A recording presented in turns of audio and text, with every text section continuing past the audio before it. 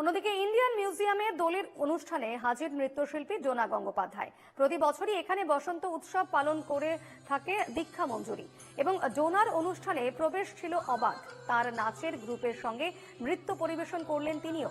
উপস্থিত ছিলেন দেশ বিদেশের নৃত্যপ্রেমী মানুষেরা।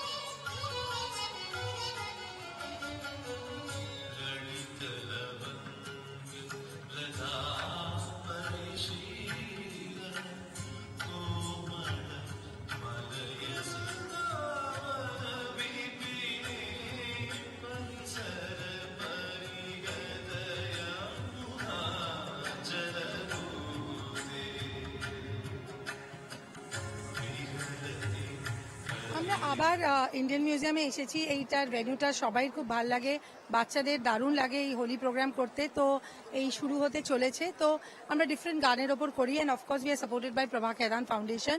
এবার মিস্টার বুটোরিয়া নিজে বলছেন, অ্যাঙ্কারিং করছেন আমাদের প্রোগ্রামটা।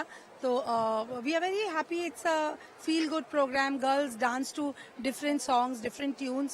It is something that, you know, makes one fall in love with dance and songs, and Basant is the right Ritu to support that. So that's it. প্রচুর বয়স সীমার বাচ্চারা এসেছে, কুচিকাচারা এসেছে, একেবারে প্রাণবন্ত ছবি এই জায়গায়। হ্যাঁ, হোলি প্রোগ্রাম সবাই নাচতে ভালো লাগে। পরীক্ষার ভেতরেও সবাই এসে রিহার্সাল করছে। এই জন্য এক্স্যাক্ট কত সংখ্যা আমি জানি না, কারণ একদিনকে একদিন দেখি, তার পরের দিন ওকে বলি কেন আসিসনি, বলে আমার পরীক্ষা ছিল, কি বলবো। তো এনিওয়ে সবাই এসে যে নাচছে আর একসাথে নাচছে, উই ফিল ভেরি হ্যাপি।